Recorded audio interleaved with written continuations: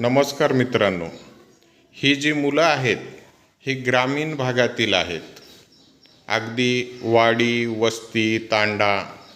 परंतु एकदा त्यांच्यामध्ये जिद्द निर्माण झाली की ते सुद्धा खूप छान अभ्यास करू शकतात आणि आपलं ध्येय गाठू शकतात.